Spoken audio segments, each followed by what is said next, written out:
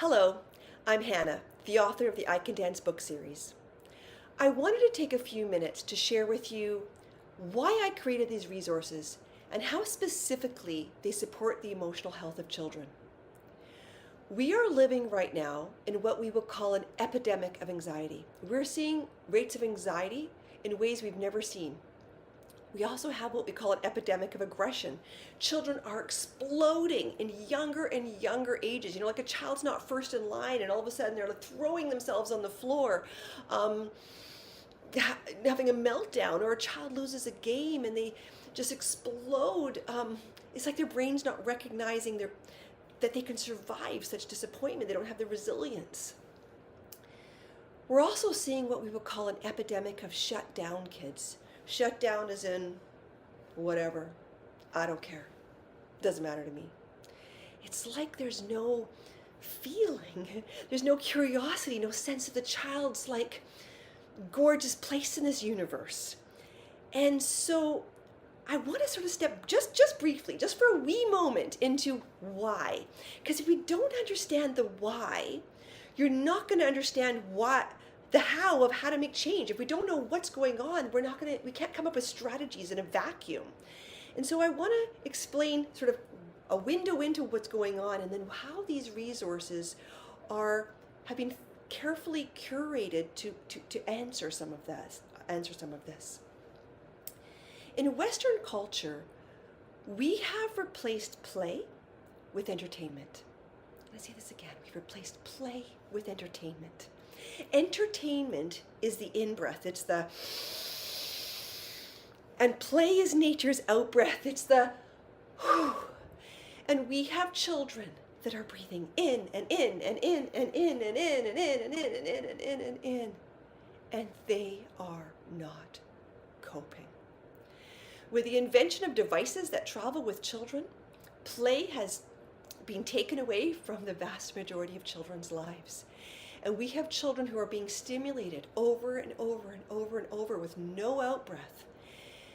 And they're showing up to us not coping, fully saturated up to here. This is the first generation of children in all of history since the dawn of time that does not have a play-based childhood. On top of that, we're living in right now what we would call a culture of disconnection. Many children are free-floating in their own universes. Like one child, we used to, like, let's say, for example, all watch TV together, and it was connected to a wall, and we all cheered for the hockey game together or watched something and laughed together. It was still an experience of togetherness. Now one child doesn't want to watch that or play that. Kids have all their own devices, and kids are free-floating in their own universes. In addition, there's been many cultural shifts that have taken away the rituals that kept kids connected to their adults. Things like eating together, for example. This isn't a judgment on a family at all. This is just a cultural shift I'd like to point attention to. Because kids might have come to the table grumpy, they might not have felt like eating together, they were like, oh, but when it happened anyways, because it was a cultural norm. You came to the table, you sat together, and eye contact was eventually made. On top of that, many children have their grown-ups also on devices constantly. They're not getting eye contact in the ways that they used to. They're not getting their relational needs met. And so what's happening is, whereas we would say in this culture of disconnection, many children are what we would call attachment hungry, which means they're not getting their deep connection, relational needs met, and they're showing up to us and they're like attention seeking, scraping for our energy, blurting things out constantly, coming across as very needy, very difficult, and it's like they don't have an attention span. And so this has made leading and loving children, taking care of them, those of us that lead and love kids, taking care of them has become harder than ever, because many of the behaviors that come from children not having an out-breath and being attachment hungry, the behaviors are getting in the way. Working with kids is a calling. It's not just a job. We are called to this work. And it's hard when we feel like something's getting in the way of our calling. And so the reason I created the I Can Dance series is to support the emotional health of kids. And I want to show you why.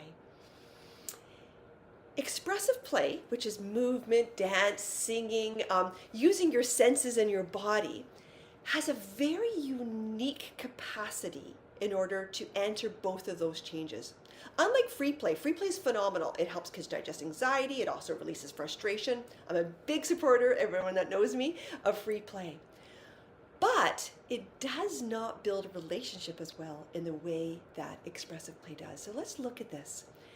Expressive play offers a somatic release. So what it does is it uses the body to help kids release all that pent up frustration. It gives them an out breath. It builds joy in their body systems.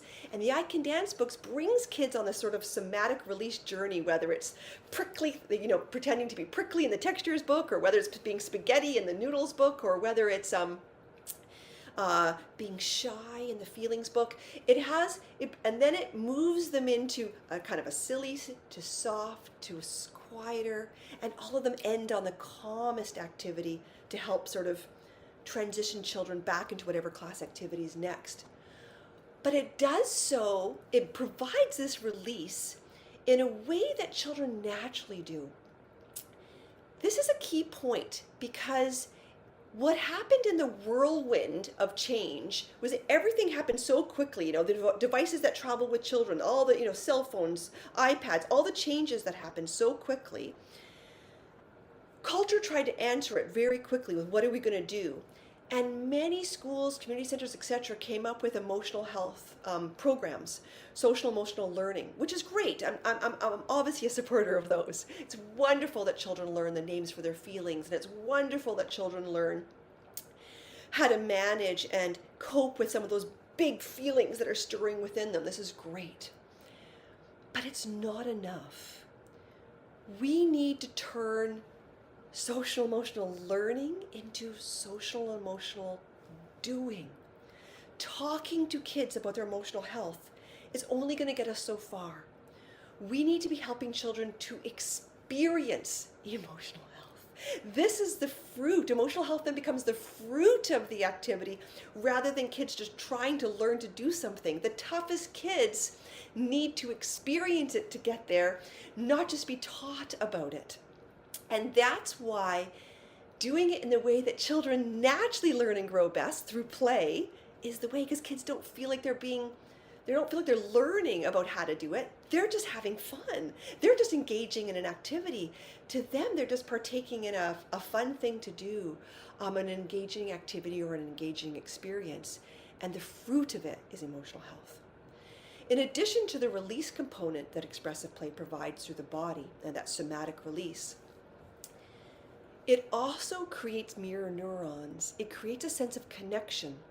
Expressive play, when we move our bodies together in joyful or fun or ways in physical proximity to one another, it can create a sense of connection, which builds attachment. And that's why the I Can Dance books, like expressive play, has this unique capacity to hit both. It hits the cultural loss of, releasing frustration or releasing whatever's inside of us, needing the out-breath basically, as well as answering the fact that we have many attachment-hungry kids who are craving connection. And so it builds a sense of connection. So educators, classrooms, whatever it is, that use these on a consistent and regular basis are getting ahead of the problem. It's very, very moving for me right now as I'm traveling the globe and I'm working alongside educators and seeing the extraordinary heart in educators and the extraordinary capacity it's like that they are having to have to make change. It's incredible, like, to see how teachers or educators, early childhood, all of us that are leading kids are stepping up and sort of seeing what's happened culturally and looking at how we could almost emotionally feed children to make this shift. And they're having a great effect on emotional health in children. And I've been so moved by the stories and watching this movement. It really is a movement right now to look at how can we get off this exhausting hamster wheel of just trying to fix behaviors like over and over and over and over, and instead thinking, why are children showing up with this way? Why do we have so much more anxiety? Why do we have so much frustration bursting through children? Why are children so attachment hungry? And thinking, okay, how can we provide some of this so that we can bring children to emotional rest so that they can come to their learning and their best selves? It was also incredibly important to me. Those of you that know me, you've come to my talks before, know I'm like one of 9. I have a brother with Down syndrome and a brother with autism, and I come from a very diverse family, and inclusion is at the heart of everything I do. All the material in the books are completely inclusive, all imagery as well as experiential content. They work for all types of bodies and abilities, whether you're in a wheelchair or have extremely limited mobility. Play is inclusive for all. It's about engagement, and it's not about expertise, whether you're leading or enjoying it, whatever way you're doing it. It also was incredibly important to me that these resources are very easy to use. Educators are absolutely exhausted right now. The very last thing they need is more work. And so basically, you just take the book, read the introduction. The introduction tells you how to set up the environment. It tells you, here's some ways you can do it. If you have a class that has 0 impulse control, here's some ways you can do it. If your class has more capacity for freedom, all these other ways of choices to do it, gives you all that in the introduction. Then you read the book to the kids.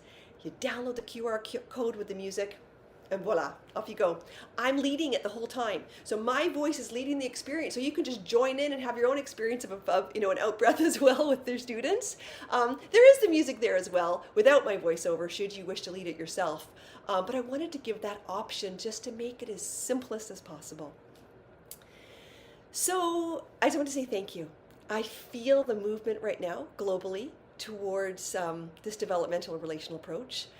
I feel the movement to supporting more room for play and understanding children's needs right now. And I'm incredibly honored to be walking alongside you as you support kids. If you have any questions while you are, start this or before you start it or whatever it is, and you go, oh my gosh, I wonder about this or I wonder about that, feel free to reach out to me or anyone on our team. We are here for your support, whether that's lesson plan support, whether that's just answering some questions, whatever it is. Our hearts are also with children, and we want to support you in the journey in whatever way you can. We can, I should say. So take care, have fun, and enjoy.